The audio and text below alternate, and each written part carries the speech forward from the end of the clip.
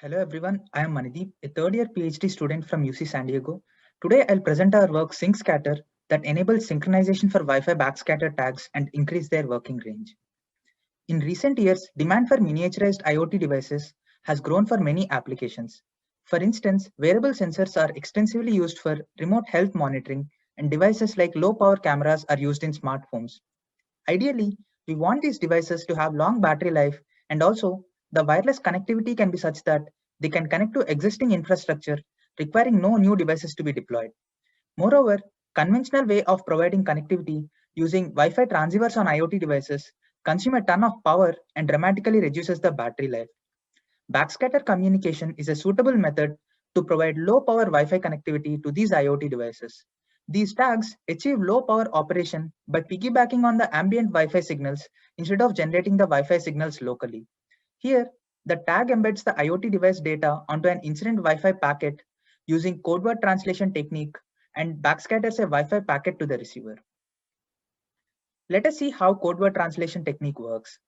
First, a Wi-Fi transmitter sends a Wi-Fi packet encoded using two code words, code word 0 and code word 1, that differ in phase by 180 degrees. When this Wi-Fi packet is incident on the backscatter tag, the tag reflects the Wi-Fi packet in the following manner. If the tag data is 1, it changes the phase of the backscattered code word by 180 degree. So a code word 0 upon backscattering looks like code word 1. If the tag data is 0, the phase of the backscattered code word remains unchanged. Since the transmitter and the receiver data is available on the cloud, the tag data is decoded on the cloud, providing internet connectivity to the IoT device. Let us take a closer look at the tag modulation process. Here, the tag bits need to be well aligned with the start and end of the code words while modulating the Wi-Fi packet.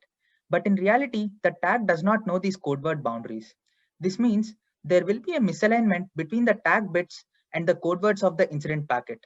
So, a tag bit overlaps with the neighboring code words, causing interference and leading to incorrect decoding of tag bits. Previous works like Hitchhike partially address this problem by compromising on the backscatter range. Here we ask the question, is it possible to synchronize the tag bits to the incident Wi-Fi packet to offer better performance?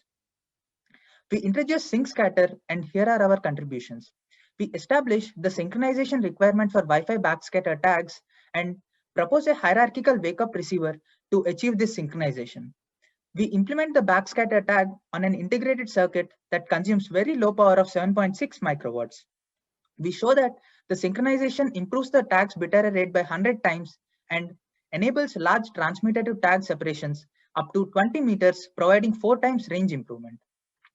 Let us take the same example we discussed previously and come up with the synchronization requirements. Remember that we have an instant Wi-Fi packet which we are reflecting at the tag. Since a Wi-Fi symbol duration is 1 microsecond, the tag must synchronize to well within 1 microsecond. To find the exact requirement, we perform simulations by introducing synchronization delay in the range of 0 to 1 microsecond and study the impact of the decoded tag bits. We plot the bit error rate of the decoded tag bits for different signal to noise ratios here. Shown here is the bit error rate for perfect synchronization case, that is when there is no delay. When we introduce a delay of 500 nanoseconds, the bit error rate increases and it is 10 times higher compared to the perfect synchronization case. For delays within 150 nanoseconds, the bit error rate curve follows that of perfect synchronization and incurs no loss. So we design the tag to synchronize with 150 nanoseconds accuracy. Now that we have seen the synchronization requirement, a natural question is how can we extend the range? Let us look at the requirements for long-range tag operation. Long range implies the tag should work when placed far from both the Wi-Fi transmitter and the receiver. So we place the transmitter and receiver equally far from the tag. Here, we consider a Wi-Fi transmitter with maximum transmit power following the Wi-Fi standards and a receiver with minimum receive power to decode a Wi-Fi packet. The wireless signal encounters the same path loss while going from the transmitter to the tag and back to the receiver.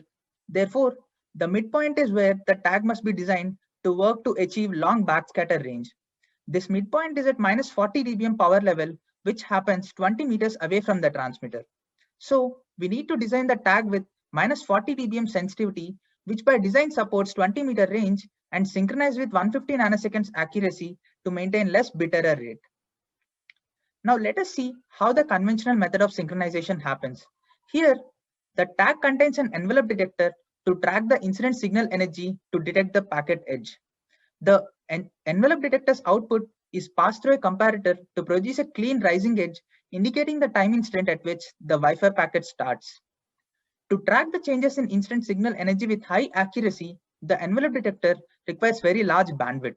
So, to achieve 150 nanoseconds accuracy, the envelope detector needs an approximate bandwidth of 6.67 MHz, which is very high and impacts the range of backscattered tags. Let us see how the high bandwidth affects the range. An envelope detector adds noise to the signal, and for an accurate edge detection, incident signal power must be higher than the noise power. The noise power is proportional to the ED bandwidth, and as the bandwidth increases, the noise power increases, thereby raising the required incident signal power. When we plot the incident power required at the envelope detector for different bandwidths, we observe that for 6.67 MHz bandwidth, the signal power must be at least minus 20 dBm. This high signal power requirement limits the tag to be placed very close to the transmitter. But for long-range tag operation, we need to meet minus 40 dBm signal power requirement. How do we make the tag sensitive to minus 40 dBm signal power then?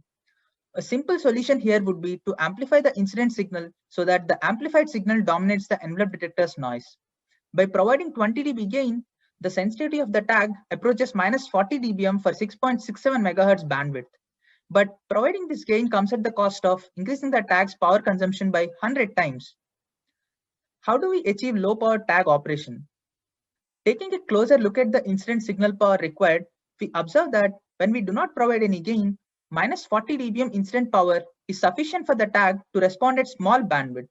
So, if we can somehow reduce the bandwidth requirement, we can disable the gain and save a ton of power. So, we propose a two-stage hierarchical wake-up system to bypass the high power requirement, and here's how we achieve it. We first engineer a Wi-Fi packet mechanism to send a special signal that requires a low bandwidth to wake up the tag. The first stage puts the tag in low power no gain mode to identify the special signal. Once the specific tag detects the special signal, the first stage wakes up the tag to look for the Wi-Fi packet which it has to backscatter. Next, the tag enters high gain mode for a very small duration and acquires synchronization, and then disables the gain to start backscattering. The key takeaway here is that the hierarchical wake up takes the best of both no gain and high gain stages to achieve the synchronized backscatter. Now let us see how the hierarchical wake up strategy makes the tag extremely low power. First, a Wi-Fi backscatter packet is preceded by a special set of packets that can be generated by a COTS Wi-Fi transmitter. The tag detects the special pattern in low gain mode and triggers a wake up signal. Now, the tag goes into high gain mode for synchronization and waits for the arrival of the Wi-Fi packet to be backscattered.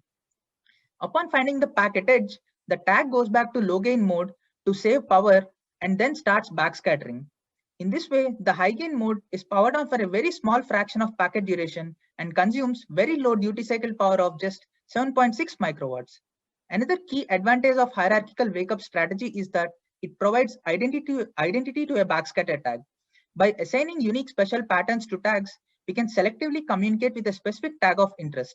Hence, multiple backscatter tags can coexist and offer medium access control over the tags. Here is the hierarchical wake-up architecture of a sync scatter tag. The tag contains two antennas, one for stage 1 wake-up and stage 2 synchronization, and the second antenna for backscattering purpose. A state machine continuously monitors for the special pattern and puts the tag in high gain mode upon successful detection of the special pattern. Then, the second stage detects the packet edge and triggers the backscatter circuit to start modulating the Wi-Fi packet. The sync scatter tag is implemented on a CMOS integrated circuit designed to work for 2.4 GHz Wi-Fi signals. The design chip fits in a very small area of 1.5 square millimeters as shown here. This chip is wire bonded to a PCB that can be attached to an IoT device to provide Wi-Fi connectivity to it. We evaluate sync scatter tag in a 15 meter cross 35 meter indoor office environment by placing the Wi-Fi transmitter, receiver, and multiple sync scatter tags in different line of sight and non-line of sight configurations. In our experiments, we have used TP-Link access points as Wi-Fi transmitter and receivers. The Wi-Fi transmitter sends thousands of packets at 24 dBm maximum power and wakes up the specific sync scatter tag to backscatter the packets with the IoT device data. Finally, we monitor the backscattered packets at the receiver by running Wireshark and decode the tag data. We compare the bit error rate improvement due to synchronization. We compute the bit error rate of the backscattered packets and plot their CDF here. In the first case, we disable the synchronization on the tag and note that the bit error rate is greater than 0.2 for 70% of the packets, which is bad for decoding tag data. In the second case, we enable the synchronization on the tag and monitor the packets again. In this case, 70% of the packets have bit error rate smaller than 10 power minus 3, demonstrating 100 times improvement in BER. This shows that synchronization is able to improve the backscatter tag performance. We compare with prior work Hitchhike and show the range improvements as well. The range of a backscatter tag depends on how far the tag is located from both the Wi-Fi transmitter and the receiver. So we place the tag at different distances from the transmitter and the receiver and plot the feasible transmitter to tag and tag to receiver distances to show the coverage improvement. Hitchhike tags support a maximum tag to receiver separation of 30 meters when the tag is kept very close to the transmitter. Hitchhike implementation limits the maximum tag to transmitter separation to just 6 meters. In contrast, our work allows the tag to be placed very far from the transmitter up to 20 meters due to highly sensitive synchronization capability of the tag, leading to wide coverage area. To conclude, we have presented for the first time the Wi-Fi synchronization requirements and a methodology to achieve synchronized backscatter using novel hierarchical wake-up architecture. Our design extends the range of backscatter tags for a wide area deployment and also enables support for multi-tag operation. Please visit our website for more details. Thank you for your attention.